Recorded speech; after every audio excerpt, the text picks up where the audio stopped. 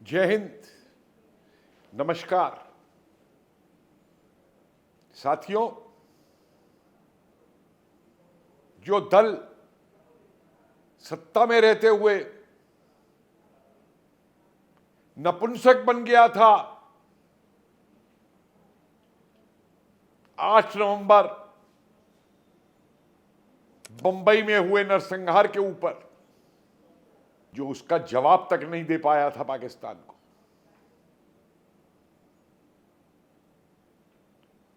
जबकि उस समय भी यह कहा गया था हमारे सुरक्षा बलों की तरफ से कि इसका जवाब दिया जा सकता है, जवाब दिया जाना चाहिए।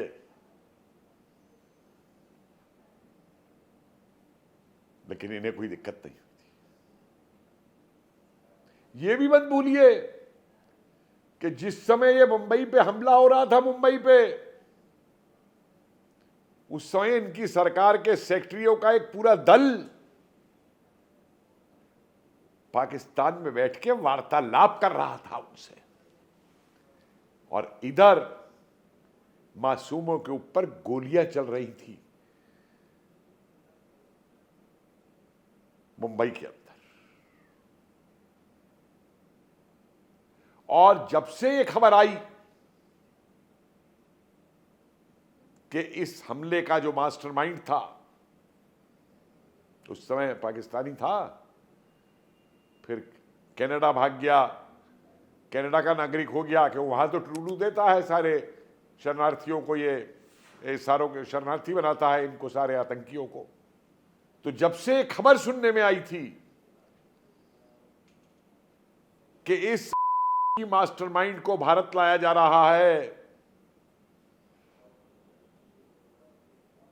कांग्रेसियों के होश उड़ गए थे। और सुनिए इनके नेता क्या बयान दे रहे हैं। मैं बिल्कुल वैसे ही पढ़ के सुनाना चाहता हूं आपको। एक इनका है कन्हैया कुमार, नाम तो कन्हैया है, काम कंस के। इसका बयान सुनिए। 208 के मुंबई आतंकवादी हमलों के मुख्य आरोपी तैयब्बुर राणा का अमेरिका से प्रत्यर्पण बीजेपी की एक सोची समझी चाल है।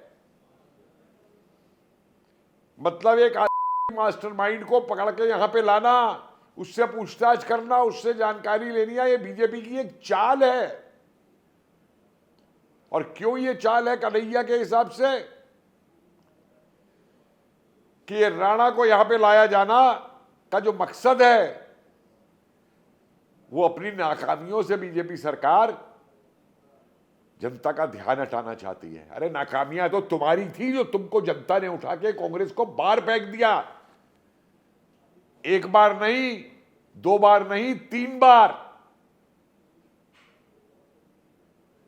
लेकिन तुम्हें सिर्फ नाकामियां मोदी में दिखाई देती हैं, मोदी सरकार में दिखाई देती हैं।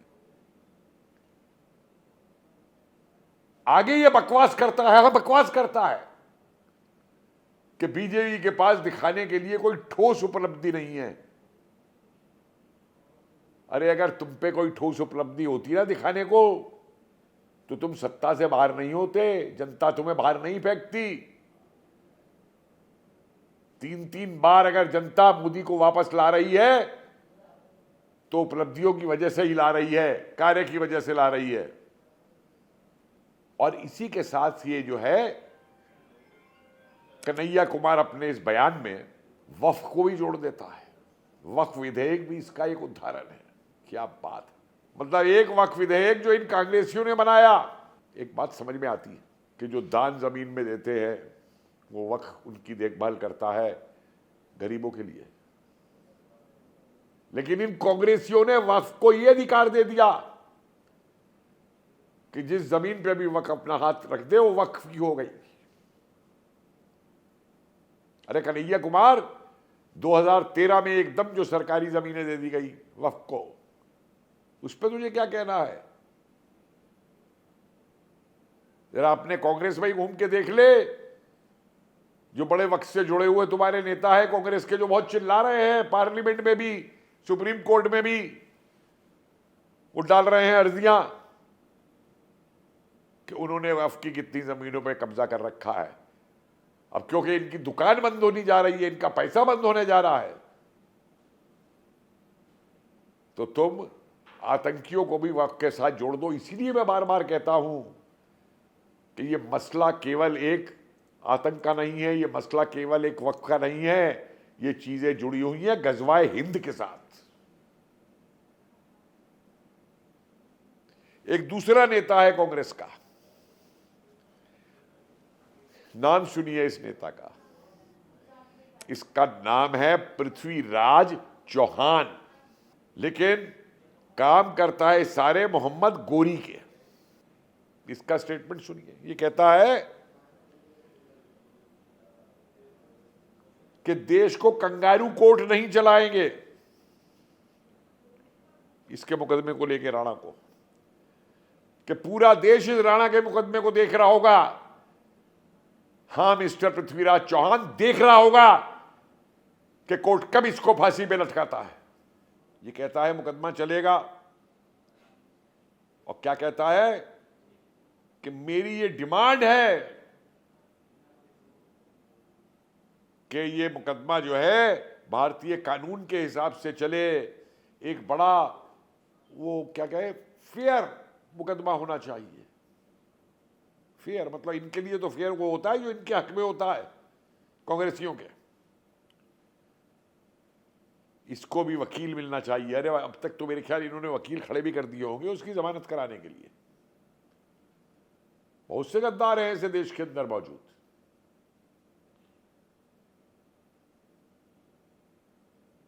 मेरी तो अपील है वकीलों से इस देश के कि जिस आदमी ने मुंबई के नरसंहार की प्लानिंग की हो, इस देश के वकीलों को मना कर देना चाहिए कि हम ऐसे व्यक्ति के लिए वकालत नहीं करेंगे, अगर जरा भी ईमान हमारे देश के वकीलों के अंदर है तो। आगे कह रहा है कि सबको भी ये मौका दिया गया था हाई कोर्ट में जाने का, अलग अलग वो जाने का। अरे भाई, मौका तो उसको भी होगा, तुम्हें अभी से क्यों मिर्च लग गई है कि मिलना चाहिए? अभी न्यायिक प्रक्रिया शुरू भी नहीं हुई है पूरी, लेकिन इस पृथ्वीराज चौहान को मिर्ची पहले लगने लग गई है। और फिर लास्ट में क्या कहता है, देखिए दोहरा रूप इनका, जो हिपोक्रेसी जिसे बोलते हैं। आखिर में कहता है बयान में कि मैं तो सब इससे जुड़े हुए जितने भी पॉलिटिशियन और ऑफिशियल हैं उनको मुबारकबाद देना चाहता हूं।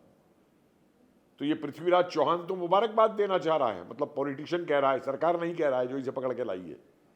और इसका दूसरा जो साथी है वो कन्हैया कुमार, वो ये कह रहा है इसमें बीजेपी की चाल है।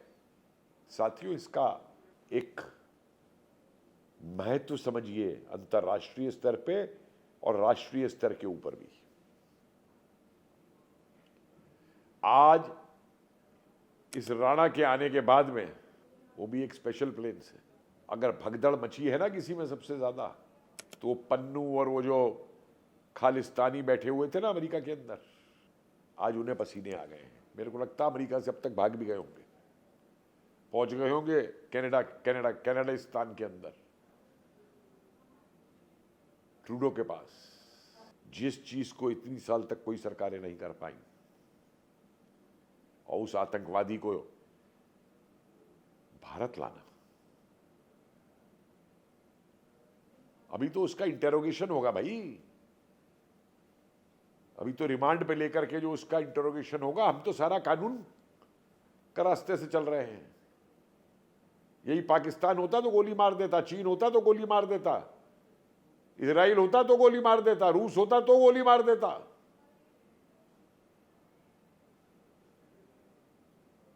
कोई भी अरब देश होता वो गोली मार देता।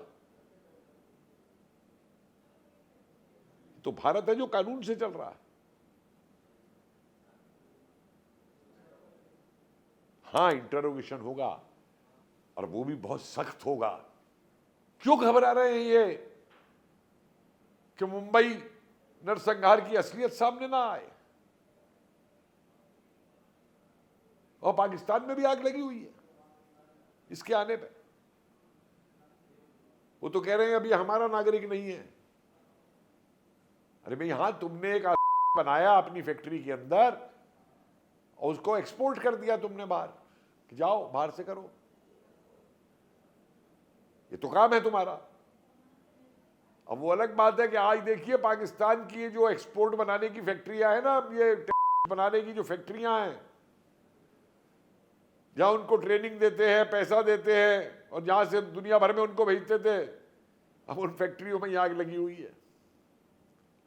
वो रोज 3 1 2 1 2 1 2 इनके रोज वो कोई अज्ञात शहंशाह है जो उन्हें मार रहा है या मरवा रहा है। कोई मोटरसाइकिल पे आके मार देता है गोली उसको, कई बम से उड़ा देता है। ये हश्र है पाकिस्तान तुम्हारा, और होगा भी। जब तुमने मधुमक्खी की छत्ते में हाथ, बाढ़ में हाथ डाला ना कि मधुमक्खियां तुम मुट्ठी में पकड़ के दूसरे देश की तरफ फेंक दो, अब वही मधुमक्खियां जो छत्ते की हैं ना, वो तुम्हारे देश में फैल गई।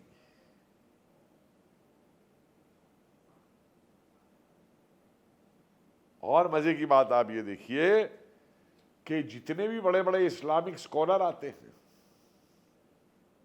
बड़ी बड़ी पैरवियां करते हैं, वो ओवैसी है, उसका भाई है, अरे ममता ही है, इसके राणा के लाने पे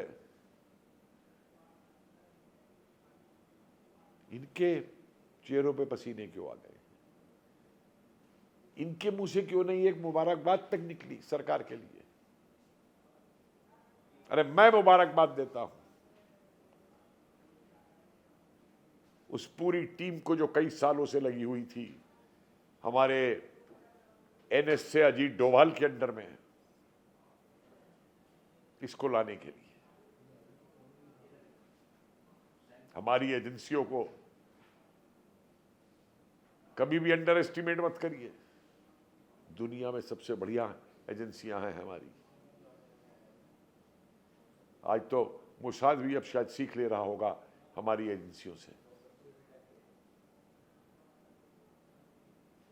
वो प्रियंका वाड्रा जो पार्लियामेंट के अंदर वो झोला टांग के जाती है पैलेस्टीन का, तो पता नहीं कहां छुप गई है आजकल। उसका इस पे कोई वक्तव्य नहीं आएगा, राहुल गांधी का कोई वक्तव्य नहीं आएगा। वे मौसेरे भाई है ना हमास के बर्बर आतंकी जो हैं,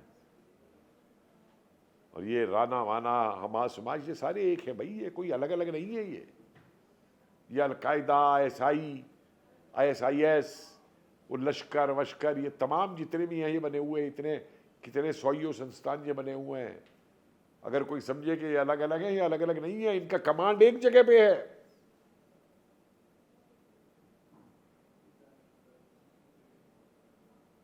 तो इसलिए इस अहमियत को समझिए कि ये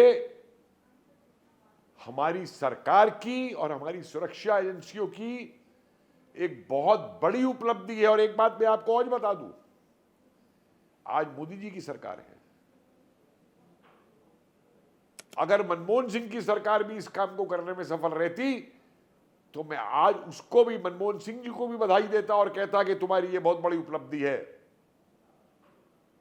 लेकिन वो मौनी बाबा तो फंसे हुए थे 10 जनपद के उसके नीचे। कोई भी भारत की सरकार जो देश हित की बात करती है, जो देश में आतंकवाद खत्म करने की बात करती है, जो आतंकियों को सबक सिखाने की बात करती है,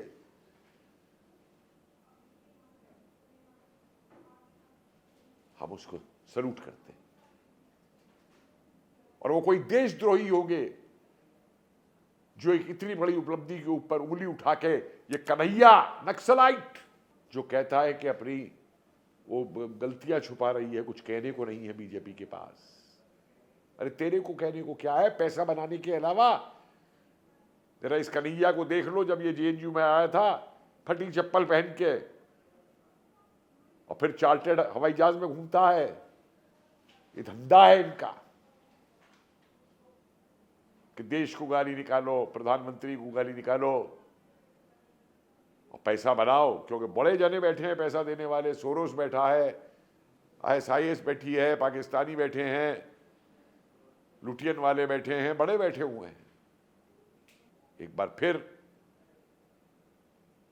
साथियों, जय हिंद बोले, जय भारतीय सुरक्षा एजेंसी बोले, जय भारत की सरकार बोले। जो मुंबई जैसे नरसंहार के मास्टरमाइंड को, प्लानर को वापस पकड़ के लाई है हथकड़ियां और बेड़ियां डाल करके। हां, मुकदमा चलेगा उसका और सारे देश की नजरें उस पर लगेंगी, पृथ्वीराज चौहान। लेकिन देश वो चाहेगा जो पृथ्वीराज चौहान सम्राट करते थे। देश वो नहीं करेगा जो तुम जैसे आज के पृथ्वीराज चौहान बोल रहे हैं। जय हिंद।